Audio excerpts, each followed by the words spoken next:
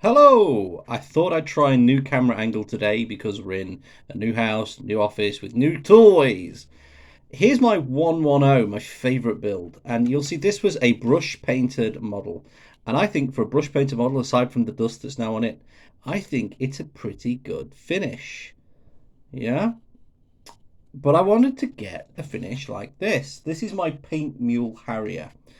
This was a Harrier that I broke midway through or did wrong during construction. I have another one to do, but this has become my paint mule. I've tried reds on it, I've tried all sorts of different painting techniques on it. The current one being airbrushing. Yes, I've bought an airbrushing compressor. I actually bought the cheapest compressor set I could get that had a storage tank. So it fills the tank and then I have a reserve of pressure ready to go. This is the finish of a very simple mix. I used Revell Aquacolor with Revell Aquacolor mixer. I mixed this 4 parts paint, 1 part paint, 4 parts thinner. Okay, this was also a little bit dried up. It's been in storage for a while. We've now moved, so it's all out of storage. I really like Revell Aquacolor. It's the first kind of acrylic paint I've used. Really love it. Don't see many other people using it. I like it. I like it a lot. And with the thinner, it's really good. I have some Vallejo stuff to use. Try soon. I think I'm a Revell guy for the paint at least. So those aside, this is the kind of finish you get. And I was really quite impressed with the finish. I'm going to do quite a colourful build next with the airbrush because the brushes that come with this set, it comes with two. One is a gravity feed and one is a siphon feed. I don't even want to look at the siphon feed one, so I've stuck to this one. But what I thought I'd do today is take this apart. This is such a simple airbrush. It's, so the needle is engaged in here.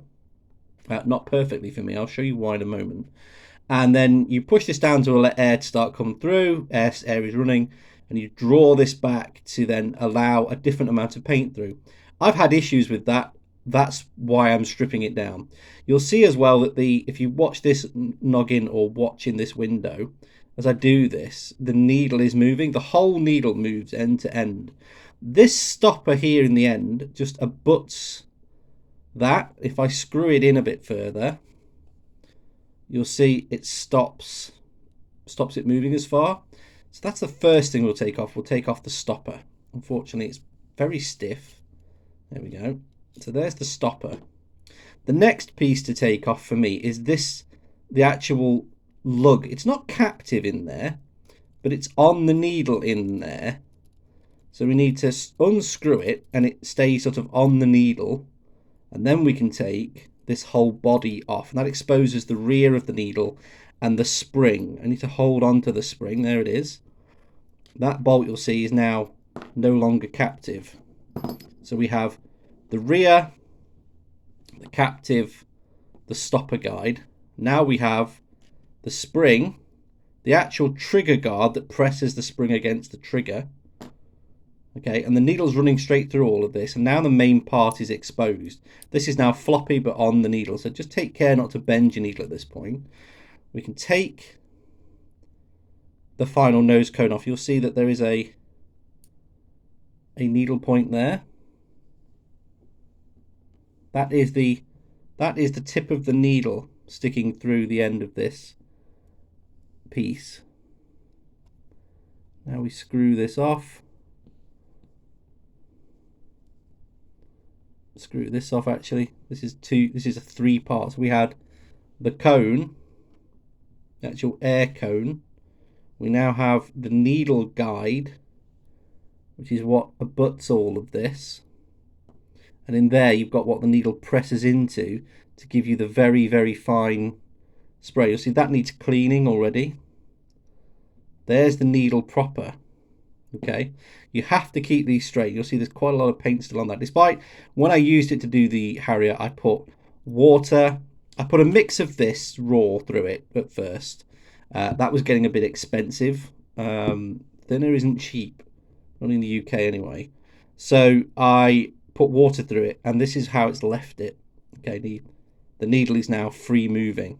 Okay, so if I take the needle out completely, there we'll see the needle. The kit came with 2 sets of different needles, which have a size on them, but it does not tell me the size of this needle.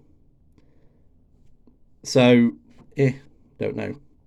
I don't want to take this piece out, but basically the trigger sits on a piece of brass that's just inside there. The piece of brass has a hole through it that allows the needle through. And when you come to fit the needle, it's very difficult to fit it from the front backwards. It's much easier to align things from the rear. Just get it in position. It's now engaged here, and just gently feed it all the way through to the front. And then when you come to get the cone again, feed it inside, and you'll have to make a couple of adjustments just to make sure. See, I'm not pushing the needle there really. I should perhaps. That the needle really does need to engage well with the end. So it can sit there, and it's not quite right. Sit there. There you go. See how much further it went? Sitting there. How much further it went. And that's just going to push the needle into the body of the brush. And we get this nice and tight, or we will have paint leaking out of this seam. There is an O-ring on the inside of this. Now we can just protect the end with the first conical release.